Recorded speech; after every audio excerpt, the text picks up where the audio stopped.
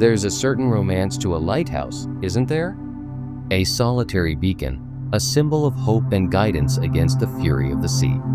For centuries, these isolated towers have saved countless lives, their powerful beams cutting through the darkest of storms. But what of the keepers? The men and women who lived in these remote outposts, surrounded by nothing but the endless, churning ocean and the deafening shriek of the wind. For some, the isolation became a living nightmare. They were keepers of the light, but what happens when the darkness seeps in? When the solitude drives you to the brink of madness, or when something malevolent decides to make the lighthouse its home? Today, we're venturing into the heart of three of the most disturbing and true lighthouse horror stories ever recorded. These aren't just tales to be told around a campfire, they are documented accounts of madness, mysterious disappearances, and hauntings that linger to this day. So, brace yourselves as we extinguish the light of the modern world and step into the chilling shadows of history. Our first tale takes us to the year 1801, to a treacherous reef known as the Smalls, located 20 miles off the coast of Pembrokeshire, Wales. Perched precariously on wooden stilts was the Smalls Lighthouse, a structure that swayed in the wind and was considered one of the most dangerous postings in Britain. The keepers assigned to this remote outpost were Thomas Howell and Thomas Griffith. It said the two men did not get along, their personalities clashing in the cramped, isolated quarters of the lighthouse. For a time, they managed to coexist, their days dictated by the rhythm of the tides and the maintenance of the light. But then, disaster struck. Griffith fell gravely ill. Howell, despite their differences, tended to his ailing colleague, but Griffith's condition worsened. A distress signal was raised, but the unforgiving storms that constantly battered the lighthouse made any rescue attempt impossible. For weeks, Howell was trapped with a dying man, his only company the groans of Griffith and the howling of the wind. After weeks of agony, Thomas Griffith succumbed to his illness and died. Howell was now alone, but his nightmare was far from over. A new, terrifying thought took root in his mind. If he simply disposed of Griffith's body in the sea, anyone who eventually came to relieve them might suspect him of murder. Paranoia, fueled by the intense isolation, began to consume him. Desperate to prove his innocence, Howell devised a macabre plan. Using his skills as a former cooper, he constructed a makeshift coffin from wooden boards within their small living space. With immense effort, he placed Griffith's decomposing body inside and secured it to the outside railing of the lighthouse, just beyond the window. But the sea was not finished with Thomas Howell. The relentless storms continued, and a powerful wave eventually smashed the coffin to pieces, sending the wooden planks into the churning water below. What remained was the emaciated corpse of Thomas Griffith, still tied to the railing. The wind would catch the body in a grotesque dance, making it appear as if the dead man was waving at his former colleague through the window. For months, Howell was trapped in this waking nightmare. Passing ships saw what they believed to be a figure waving from the lighthouse and, assuming all was well, sailed on inside. Howell was slowly losing his mind, forced to stare at the horrifying sight of his dead companion, a constant, grim reminder of his own mortality and crushing loneliness.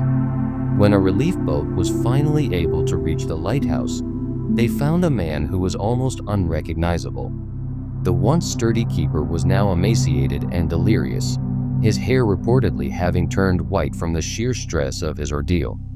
The horrifying incident at the Smalls Lighthouse led to a significant change in lighthouse policy.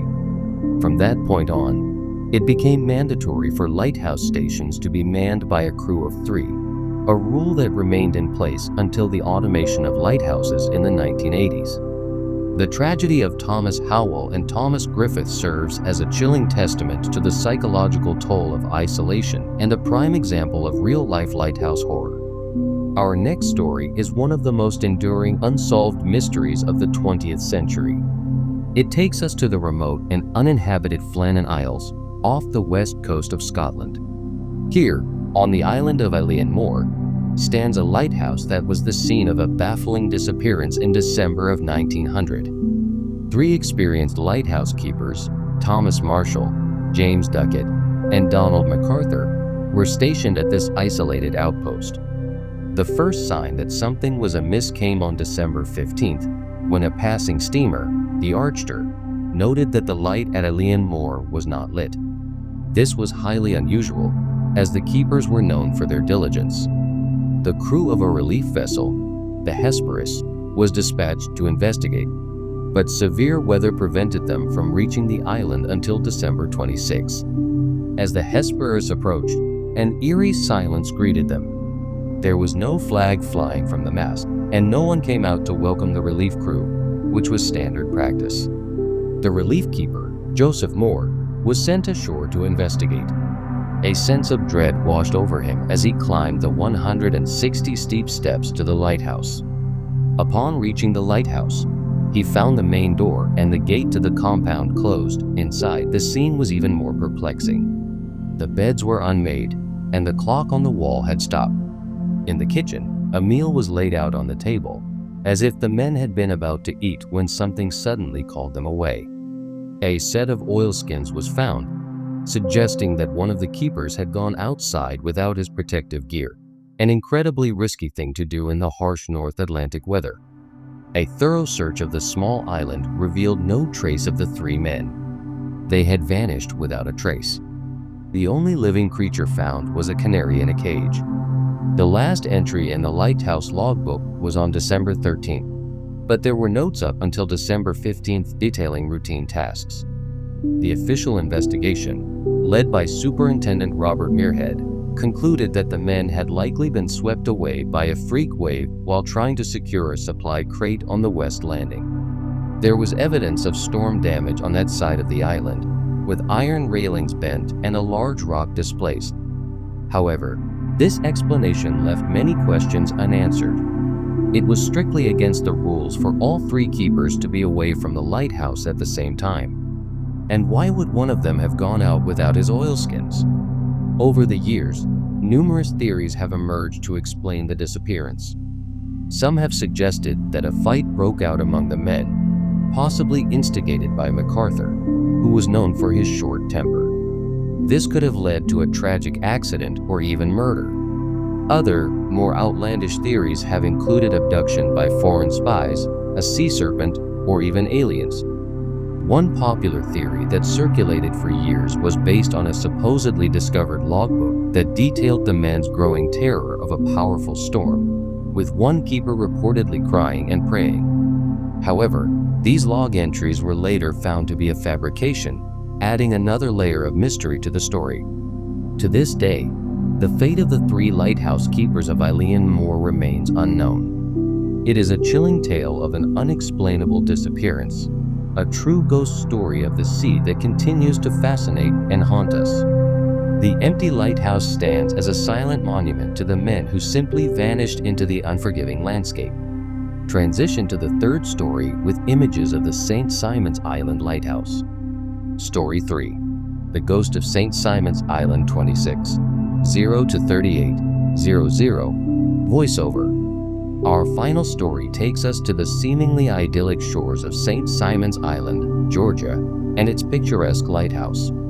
Unlike our previous tales of isolation and mysterious disappearance, this is a story of a violent end and a lingering presence, one of the most compelling true ghost stories associated with a lighthouse.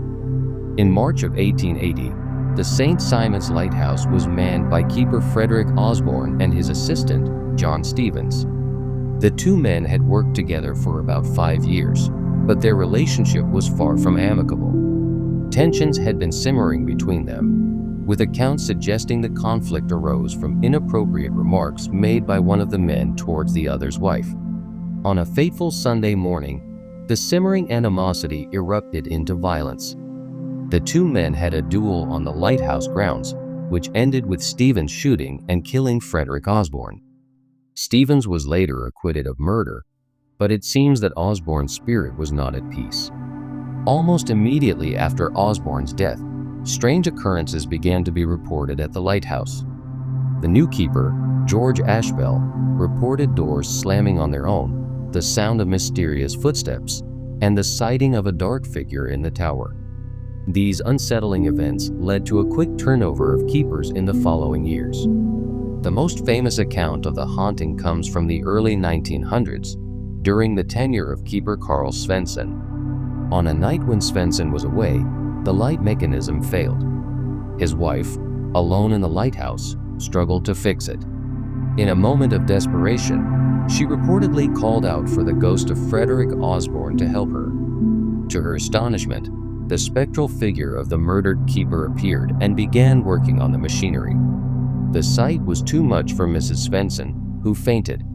When she awoke, the light was once again functioning perfectly.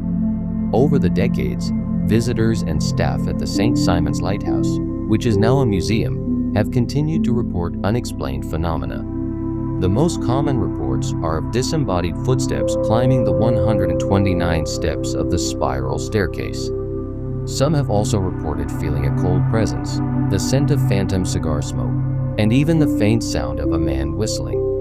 It is believed that the restless spirit of Frederick Osborne still walks the grounds and the tower of the St. Simon's Lighthouse, forever tied to the place where his life was so violently cut short.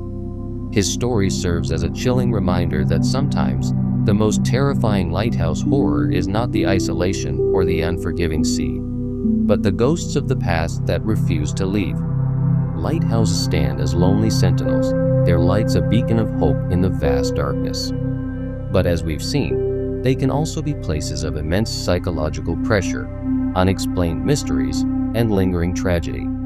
The stories of the Smalls Lighthouse, the Flannan Isles, and St. Simon's Island are stark reminders of the human drama that played out within these isolated towers. Whether driven to madness by solitude, vanishing without a trace, or a spirit bound to its earthly home, these accounts have become a part of maritime folklore, blurring the line between history and horror. So the next time you see the comforting sweep of a lighthouse beam, remember the keepers. Remember their sacrifice, their solitude, and the chilling tales that are forever etched into the stones of these silent giants. If you found these stories as unsettling as we did, be sure to hit that like button and subscribe to our channel for more explorations into the dark and mysterious corners of history. Let us know in the comments which of these lighthouse stories you found the most disturbing. Until next time, stay safe and don't stray too far from the light.